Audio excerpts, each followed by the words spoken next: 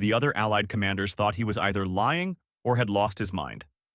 The Germans were laughing, too. Hitler's surprise attack had just ripped a vast hole through Allied positions in the Ardennes, creating what the press would soon call the Bulge.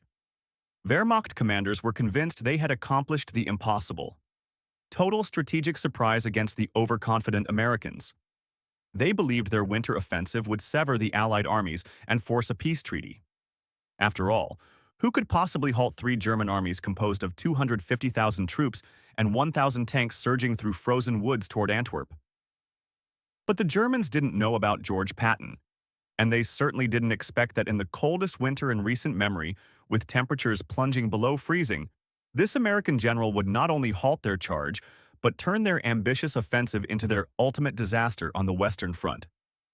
This is the account of how Patton's Third Army turned the snow crimson with enemy casualties and transformed Hitler's final gamble into America's most significant battlefield victory. Lieutenant General George Smith Patton, Jr. was 59 years old when fate called him to the Ardennes.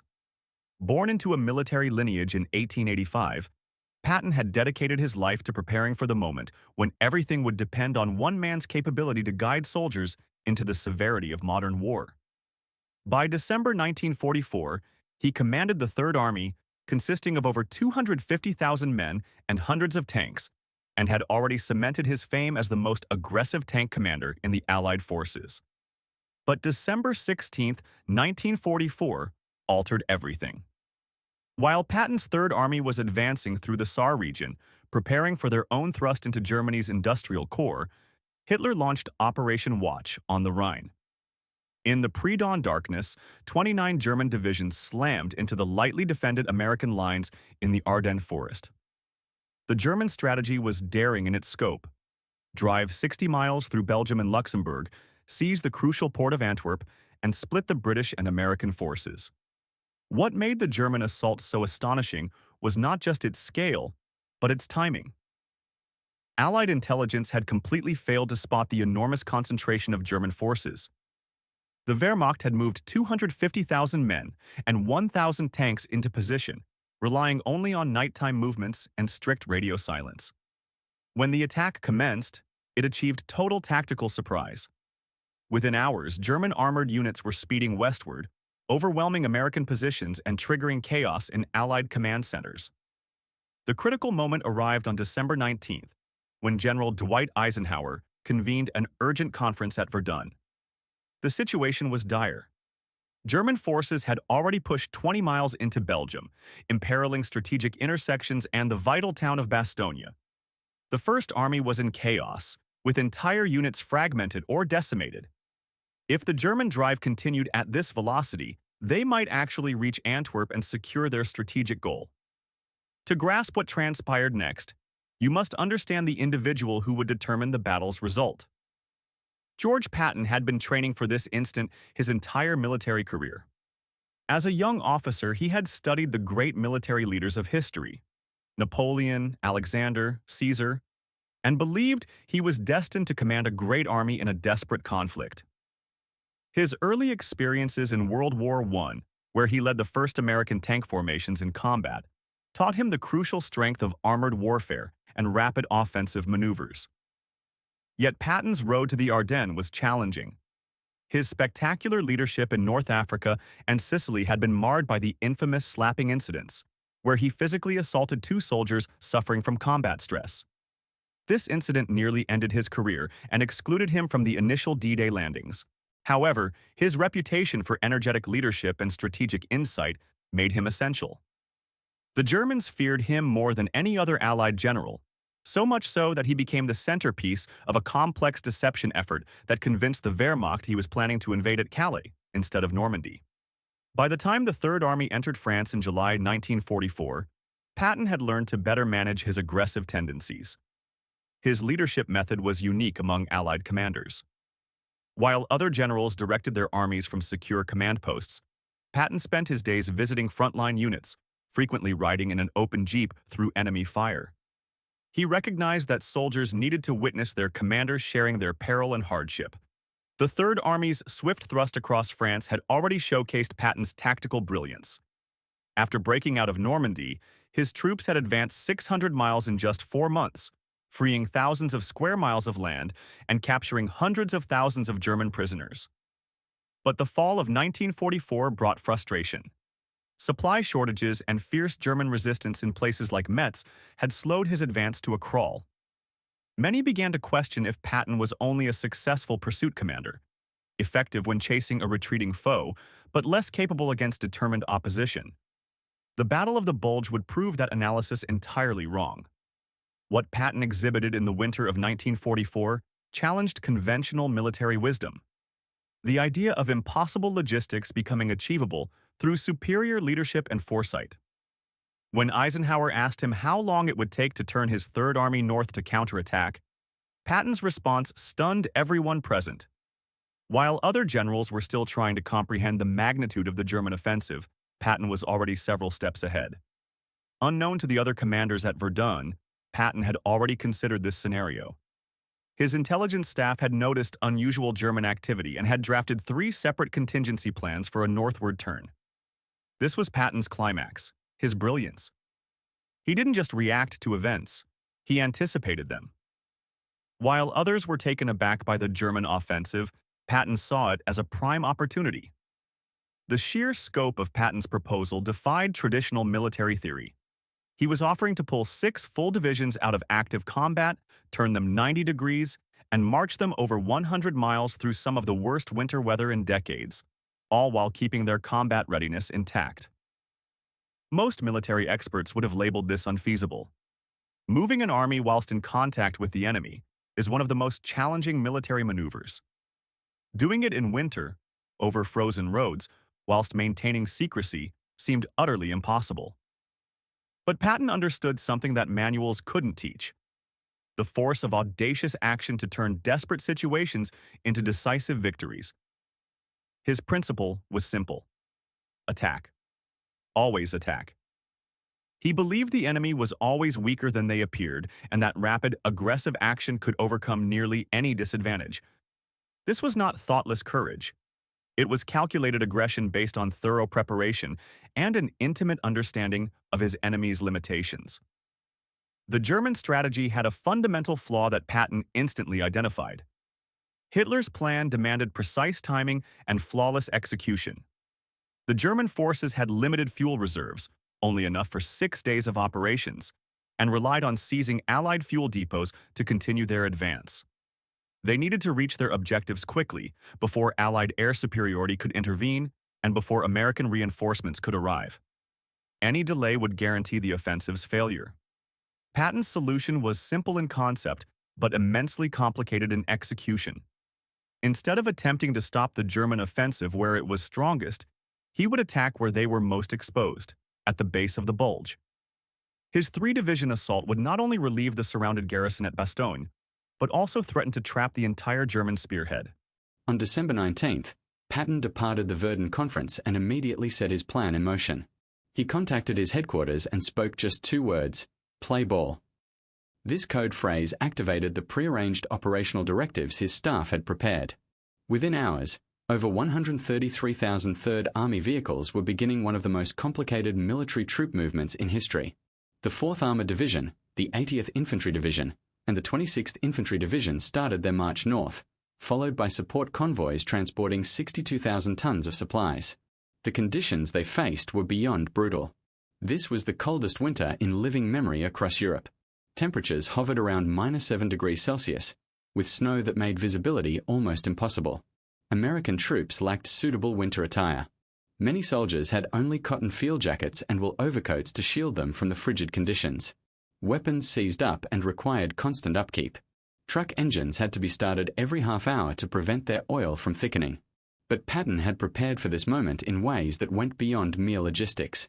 He understood that winter combat was as much a battle of morale as it was of supplies. While other commanders took cover in heated headquarters, Patton made it a point to be visible to his troops. He constantly traveled in an open jeep, his only concession to the icy temperatures being a heavy winter parka. His face often froze, but he persisted in his daily inspections, ensuring that the news of his presence spread through the ranks. The psychological effect was colossal. American soldiers fighting in conditions that would have challenged lesser units drew strength from knowing that old blood and guts was enduring their hardship. His words of praise and encouragement rapidly circulated through the Third Army's communication network. The old man says we are the finest soldiers in the world. Or, Georgie says this is our finest hour. This was not just empty talk. Patton genuinely believed his soldiers were capable of the impossible, and his self-belief became theirs. The German response to Patton's maneuver highlights the true genius of his strategy. General Erich Brandenburger, commanding the German 7th Army facing Patton's sector, had expected a rapid reaction from the enemy. He was aware of Patton's reputation for aggressive armored warfare and had even acknowledged that Patton conducted operations according to the fundamental German conception of mobile warfare. But even Brandenburger was astonished by the speed and precision of the Third Army's northward pivot. German commanders had not believed that any Allied force could perform such a complex maneuver under winter conditions. The Wehrmacht's own experiences in Russia had taught them how winter could completely stall even the most effective military machine. They assumed that American forces, with their reputation for reliance on comfort and logistics, would be even more susceptible to winter's effects. This miscalculation reveals a fundamental flaw in German strategic thought by late 1944. They continued to underestimate American military effectiveness, viewing U.S. forces as materially wealthy but deficient in fighting spirit and tactical skill. German General Gunther Blumentritt would later confess, "We regarded General Patton extremely highly as the most aggressive tank general of the Allies. His operations impressed us enormously, probably because he came closest to our own concept of the classical military commander." But by December 1944, the Wehrmacht was no longer the force that had conquered Europe in 1940. The divisions attacking in the Ardennes were a mix of elite formations and hastily assembled units filled with young boys and old men. Many German troops had not eaten in days and lacked adequate winter gear. Their vehicles ran on synthetic fuel that performed poorly in the cold, and their supply routes were already strained past the breaking point. The battle that ensued around Bastogne showcased the transformation of the American army from the novice force that landed in North Africa in 1942 to a seasoned professional military. The 101st Airborne Division's defense of Bastogne became famous, but it was Patton's relief operation that transformed a defensive hold into an offensive triumph. When German commanders demanded Bastogne's surrender, Brigadier General Anthony McAuliffe's one-word reply, "Nuts," became an enduring symbol of American resolve. On December 22, 1944, in the midst of a massive snowstorm, Patton's 3-division army attacked. The assault came as a total shock to German forces who had assumed that winter conditions would prevent any major Allied counteroffensive.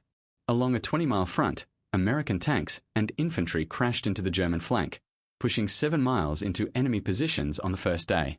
The combat was intense. American forces, driven by Patton's constant demands for aggressive action, refused to yield ground to German counterattacks. The 4th Armored Division, spearheading Patton's advance toward Bastogne, faced some of the finest remaining units in the German army. Tigers and Panthers, the Wehrmacht's most fearsome tanks, fought Shermans and tank destroyers across frozen fields that quickly became scenes of destruction. Patton had instructed his chaplain, Colonel James Hugh O'Neill, to write a prayer for clear weather that would permit air support. The prayer, distributed throughout the Third Army, asked for divine intervention. "Almighty and most merciful Father, we humbly beseech thee of thy great goodness to restrain these immoderate rains with which we have had to contend. Grant us fair weather for battle." On December 23, the clouds lifted, and Allied fighter bombers descended on German positions like avenging angels. The breakthrough occurred on December 26, the day after Christmas. Elements of the 4th Armored Division's 37th Tank Battalion, led by Lieutenant Charles Boggess, broke through German defenses and linked up with the 101st Airborne in Bastogne. The narrow passage they opened was only 500 yards wide, but it shattered the German encirclement and paved the way for massive reinforcement of the American garrison. But Patton was not satisfied. While other commanders might have been content with relieving Bastogne, he saw the larger picture. The German offensive had dangerously overextended their forces, creating opportunities for devastating counterattacks. "Brad," he told General Bradley, "this time the Kraut stuck his head in the meat grinder, and I've got hold of the handle." The systematic routing of German forces in the Ardennes took 6 weeks of savage winter combat. American and German soldiers fought in conditions that defy description. Foxholes dug out of frozen earth, weapons that seized up from the cold, men sharing body warmth to avoid freezing to death. The snow, initially untouched white, progressively turned red with the casualties of thousands of soldiers from both armies. By January 16, 1945, when American forces from north and south met at Houffalize, the Bulge was eliminated. The German offensive, which Hitler had hoped would break the Allied unity and force a negotiated peace, had instead become a catastrophe for the Wehrmacht.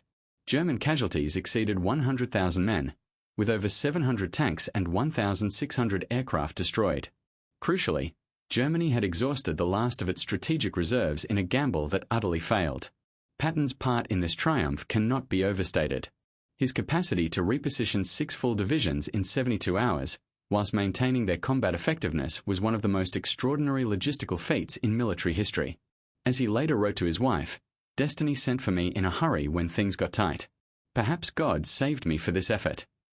The Battle of the Bulge demonstrated that George Patton was more than just an aggressive armoured commander. He was a strategic genius who recognized that audacious action could transform dire circumstances into decisive victories. The Germans, who had scoffed at American military proficiency in December, were no longer laughing in January. They had learned, at a terrible price, that American soldiers led by commanders like Patton could fight and win under the most extreme conditions imaginable. Winston Churchill, never one to praise American achievements lightly, called the Battle of the Bulge undoubtedly the greatest American battle of the war. But for George Patton, it was something more, the vindication of a life dedicated to preparing for the moment when everything would depend on one man's ability to turn an impossible situation into an inevitable victory. The snow had indeed turned crimson, but it was German blood that stained the winter fields of the Ardennes, not American. In the end, the Battle of the Bulge unveiled a fundamental truth about warfare that Patton understood better than any other commander of his generation, that superior leadership, aggressive action, and absolute confidence in one's soldiers could overcome any tactical drawback. The Germans had launched their offensive believing that winter weather and American inexperience would guarantee their success. Instead, they discovered that George Patton's Third Army could fight anywhere, anytime, and against any enemy. The Ardennes became not Hitler's triumph, but his final defeat, and the moment when American forces achieved their finest hour in the crucible of winter warfare. Thank you for watching. To uncover more hidden stories from the war, please subscribe to The Hidden Past.